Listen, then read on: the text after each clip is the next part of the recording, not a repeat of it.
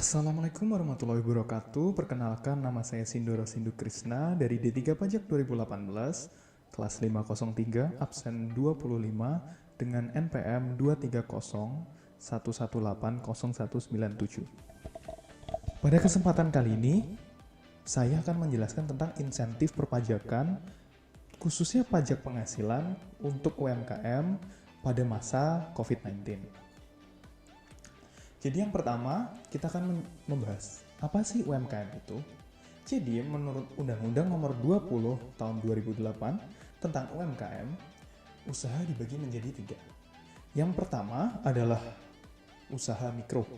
Usaha mikro biasanya memiliki pegawai kurang dari 4 orang, memiliki total aset perusahaan kurang dari 50 juta, dan memiliki omset tahunan kurang dari 300 juta rupiah. Yang kedua adalah usaha kecil. Usaha kecil biasanya terdiri dari 6 hingga 19 karyawan, biasanya memiliki aset di antara 50 hingga 500 juta rupiah. Kemudian omset tahunannya adalah sebesar 0,3 hingga 2,5 miliar rupiah. Dan yang terakhir adalah usaha menengah. Usaha menengah biasanya terdiri dari 20 hingga 99 karyawan. Kemudian, total aset dari perusahaan tersebut biasanya ada di sekitar 0,5 hingga 10 miliar. Terlebih lagi, omset dari perusahaan tersebut biasanya ada di sekitar 2,5 hingga 50 miliar rupiah. Apabila kita melihat pada layar, kita dapat melihat grafik UMKM di Indonesia. Dapat kita lihat seiring berjalannya waktu dari tahun 2015 hingga 2018 terdapat perkembangan UMKM di Indonesia. Jumlahnya kurang lebih adalah sekitar 10 juta UMKM baru.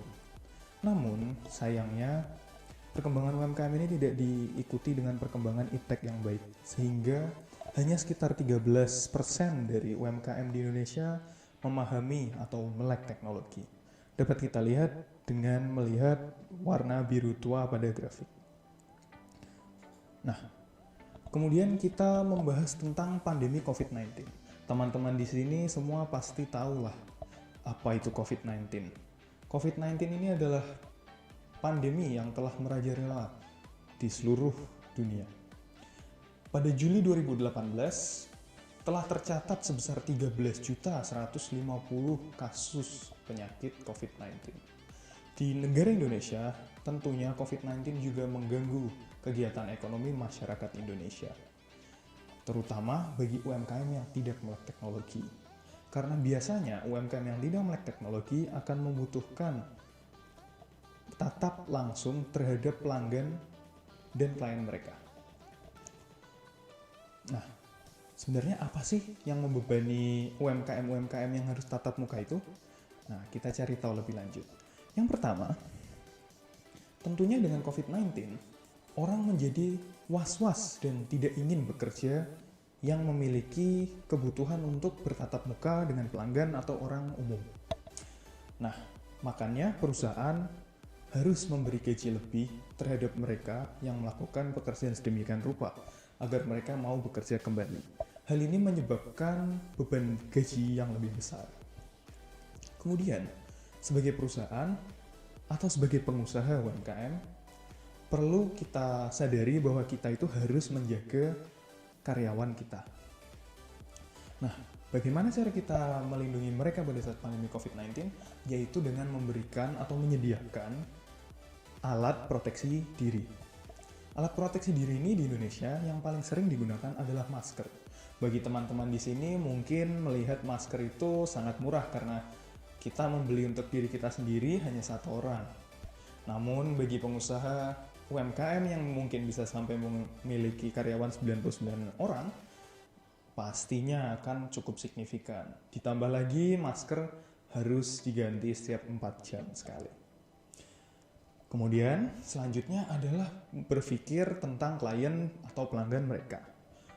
Sebuah usaha untuk tetap selamat atau dapat survive dalam menjalankan usaha mereka, haruslah menjaga kepercayaan dari klien mereka. Nah, klien atau pelanggan biasanya sangat memerlukan tempat yang dapat mereka percayai tidak akan mencelakai mereka. Oleh karena itu, dibutuhkan tempat yang lebih tinggi sanitasinya. Di sini akan muncul biaya tambahan seperti jasa pembersihan, bahan untuk membersihkan, mensterilkan, dan sebagainya. Kemudian, selanjutnya, setiap perusahaan UMKM atau setidaknya kebanyakan UMKM pasti harus memberi cadangan dana yang lebih tinggi akibat kemungkinan untuk suatu karyawan sakit menjadi lebih tinggi. Oleh karena itu, aset yang mereka miliki akan sebagian tidak dapat digunakan atau diputar dalam usaha mereka, mengakibatkan operasi yang menciut. Selanjutnya, mungkin yang ini lebih spesifik kepada pedagang atau yang biasanya berhubungan dengan menyimpan barang. Untuk mereka yang bekerja sebagai reseller atau distributor, pastinya harus menyediakan inventory yang lebih tinggi atau persediaan barang kalau dalam bahasa Indonesia. Kalau teman-teman lihat di jalanan di Indonesia, pastinya berkurang jumlah kendaraan yang melalui jalan kini hari. Oleh karena itu, biasanya pedagang yang memiliki persediaan barang akan mensuplai lebih banyak barang demi memenuhi keinginan dari pelanggan mereka. Dengan begitu, mereka perlu gedung yang lebih besar, lahan yang lebih besar, sehingga tentunya menambah biaya pada mereka. Nah, begitulah COVID-19 memengaruhi UMKM di Indonesia. Nah, jadi kita akan memasuki yang namanya insentif. Jadi untuk menolong mereka, para pengusaha UMKM yang sedang keberatan menjalankan perusahaannya dan ditambah dengan biaya-biaya tadi, pemerintah harus melaksanakan sesuatu untuk membantu mereka. Nah, pemerintah kali ini memilih untuk memberi insentif. Jadi apa sih insentif itu? Insentif itu adalah kompensasi atau dana yang sebenarnya tidak ada di gaji utama masing-masing orang pribadi ataupun badan. Nah, dana ini tidak perlu selalu berbentuk uang, bisa saja dalam pengurangan biaya. Nah, pada kali ini, pemerintah memberikan keringanan biaya perpajakan kepada UMKM yang sedang menggunakan peraturan pemerintah nomor 23 tahun 2018. Nah, fungsinya insentif ini apa sih? Insentif ini fungsinya untuk memotivasi orang untuk mulai bekerja atau meningkatkan prestasi mereka. Teman-teman di sini pasti setuju kan? Kalau dapat uang banyak pasti lebih semangat kerjanya. Begitu. Nah, jadi ini adalah kata-kata yang saya ambil dari orang bernama Randy, yaitu adalah pegawai DJP, tepatnya di kantor perpajakan. Nah, menurut Randy, PMK nomor 44 garis miring PMK 03 garis miring 2020 memunculkan satu jenis insentif pajak baru yang sebelumnya tidak kita temukan di PMK nomor 23 garis miring PMK 03 garis miring 2020. Insentif pajak baru yang dimaksud ini adalah pajak penghasilan final berdasarkan peraturan pemerintah nomor 23 tahun 2018 yang sekarang ditanggung pemerintah. Dengan arti lain, para pengusaha UMKM dapat berlibur membayar pajak. Nah, jadi menarik sekali kan untuk kita tidak membayar pajak, gimana sih caranya? Oke, kita lanjut. Nah, beginilah caranya untuk kita mendapatkan insentif tersebut. Nah, yang pertama, kita sebagai pengusaha UMKM akan mengajukan permohonan untuk mendapatkan surat keterangan peraturan pemerintah nomor 23 tahun 2018. Nah, permohonan ini kita ajukan ke DJP, kemudian kita menunggu untuk respon mereka. Kita untuk sekarang karena pandemi bisa meriksa hasilnya melalui website DJP, tepatnya pajak.go.id. Nah, setelah menunggu, ada dua kemungkinan yang bisa kita dapatkan. Yang pertama adalah ditolak karena kita mungkin tidak mengumpulkan dokumen dengan benar. Yang kedua adalah diterima. Kalau diterima, berarti kita libur.